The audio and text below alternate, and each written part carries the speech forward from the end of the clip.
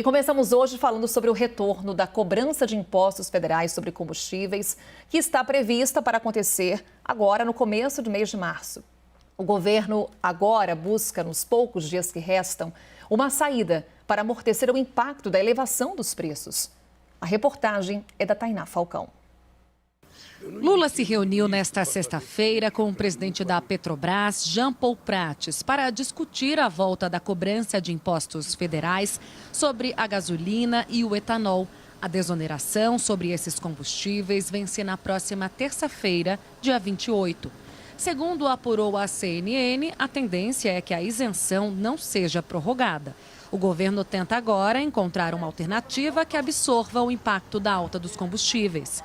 Caso se confirme a não continuidade da desoneração e se nenhuma medida for tomada para substituí-la, o litro da gasolina deve subir 69 centavos e o do álcool 24 centavos. O cálculo é da Associação Brasileira de Importadores de Combustíveis.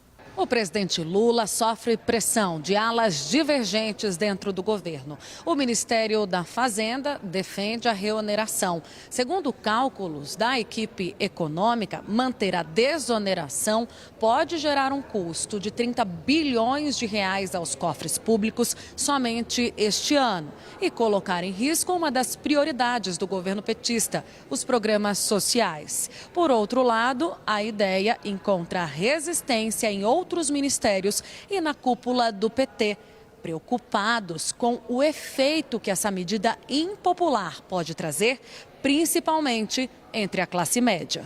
A presidente do PT, Gleisi Hoffmann, defendeu que a decisão sobre o retorno ou não da cobrança seja postergada até abril, quando será renovado o Conselho de Administração da Petrobras e o governo poderia modificar a política de preços que hoje é aplicado pela companhia.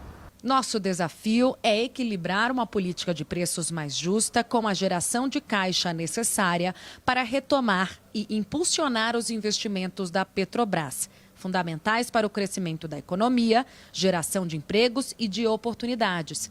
Isso também será possível a partir de abril, escreveu a petista.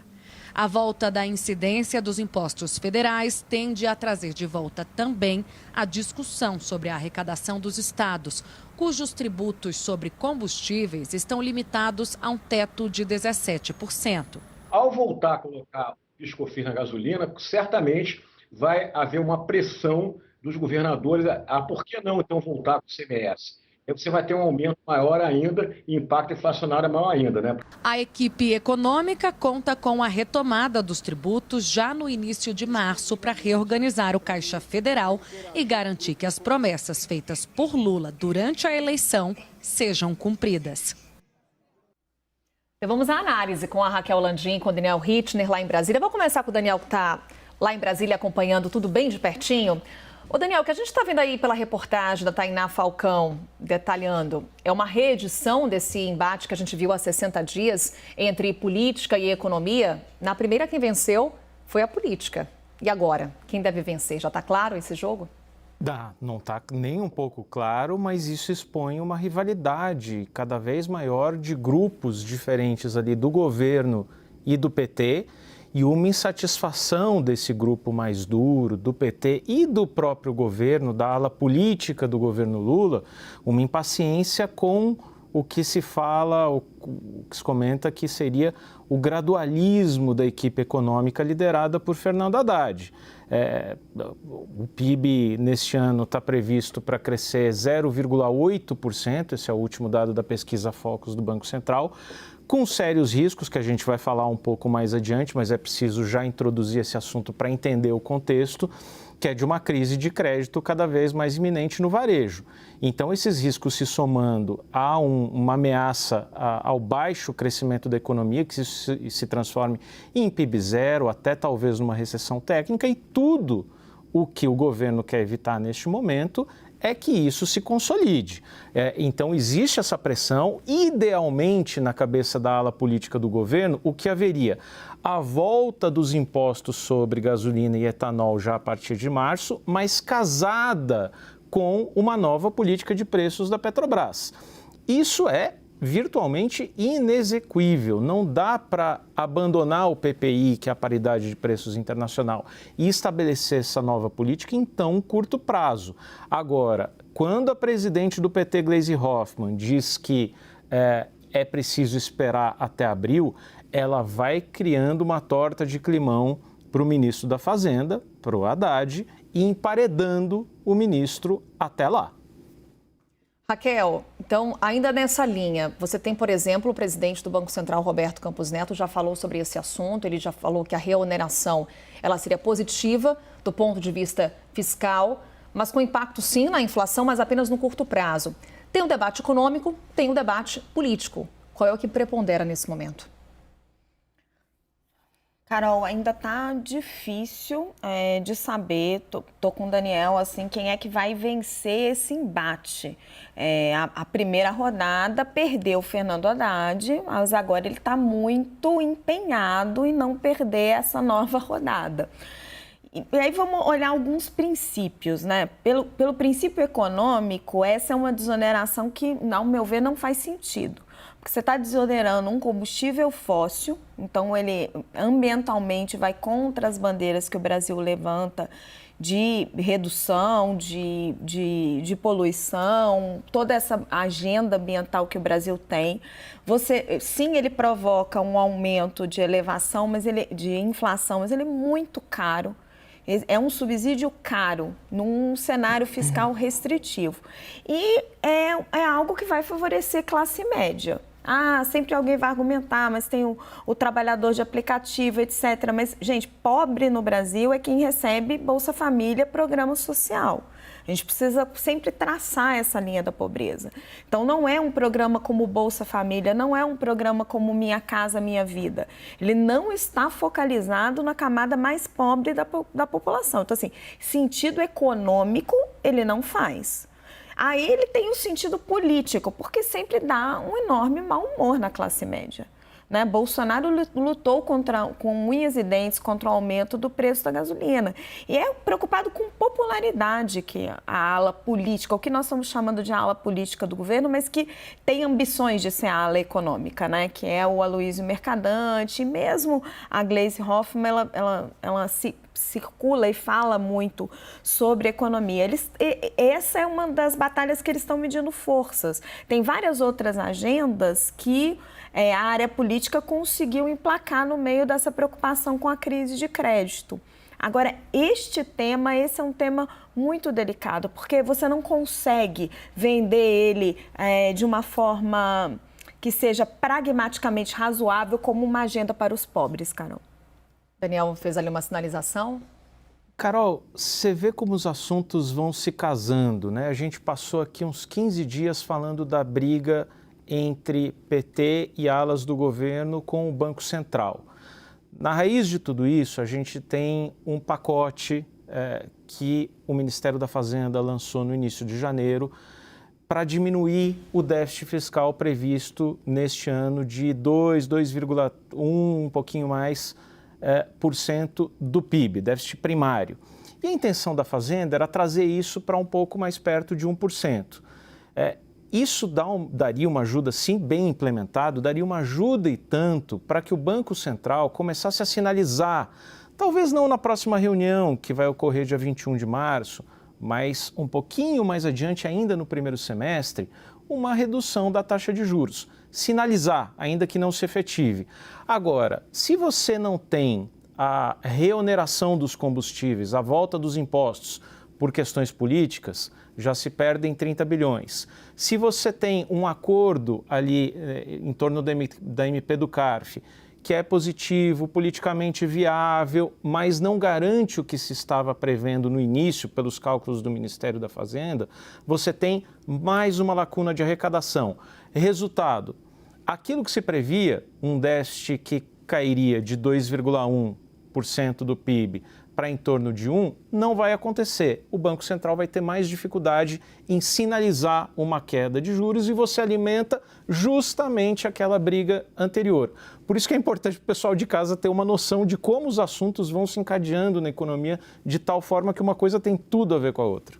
E, Raquel, não deixa de ser uma briga política, correto? Quando há pouco o Daniel falava, torta de climão que a gente está encontrando. Você vê ali a presidente do PT, Gleisi Hoffmann, com um tweet, com uma série de recados. O que a gente pode dizer é que tem fogo amigo em campo? Nossa, Carol, mas muito, né? É praticamente uma fogueira, né, Daniel? É como o nosso amigo Thomas Trauman diz, é a República dos Isqueiros aqui em Brasília. É, praticamente uma fogueira com o Fernando Haddad ali no centro. Isso desde antes dele assumir o Ministério da Fazenda. Agora, é interessante, Carol, como a política e a economia, elas não se dissociam e uma dá base para a outra. Porque por que Gleisi Hoffmann e a Luiz Mercadante e toda essa área mais política do governo, eu acho que posso incluir aí também Rui Costa, eles se sentem confortáveis para defender que você continue com a desoneração de combustíveis e que você faça uma série de programas de gastos, porque eles não acreditam na importância do ajuste fiscal para um crescimento sustentável. Eles comungam da teoria que vem sendo defendida pelo economista André Lara Rezende, de que quanto mais gasto fiscal, mais estímulo econômico e mais crescimento do PIB. De um outro lado, o ministro Fernando Haddad parece, pelo menos parcialmente, convencido das mesmas ideias. Acho que dá para arriscar isso, né, Daniel? Pelo menos parcialmente convencido das mesmas ideias de Roberto Campos Neto ou de Simone Tebet. Acho que você precisa ajustar as contas, você precisa estar com o governo, a casa toda arrumadinha, para você conseguir embalar o crescimento através de confiança e de investimento privado. Então, sim, é uma disputa política por poder. Acho que até existe uma disputa pelo próprio cargo do Fernando Haddad, mas tem também uma disputa de ideias, de visões de mundo, de visões do qual é o melhor caminho para a economia brasileira. E qual é o melhor caminho para a política de preços da Petrobras? Daniel Rittner, a gente teve hoje essa reunião entre Lula, integrantes do governo, Jean Paul Prates, tentando buscar uma alternativa para a Petrobras compensar essa volta do imposto. Tem espaço para isso? Tem. O que o presidente da Petrobras, Jean Paul Prates, vinha defendendo, eu tive a oportunidade de debater esse assunto diversas vezes com ele, antes dele assumir a presidência da Petrobras. Depois tudo fica mais difícil, né, Carol? Mas, assim, a ideia dele é essencialmente mudar o PPI, que é a paridade de preços internacional da Petrobras, e regionalizar o preço dos combustíveis. Então, você teria preços regionalizados no país e cada região teria o seu preço de referência conforme os custos de importação, conforme o preço de cada refinaria mestre, digamos, de cada refinaria maior, chave, em cada uma das regiões do país, porque elas têm diferentes graus de dependência de petróleo importado. Algumas trabalham mais com petróleo nacional, outras têm um mix maior de petróleo importado.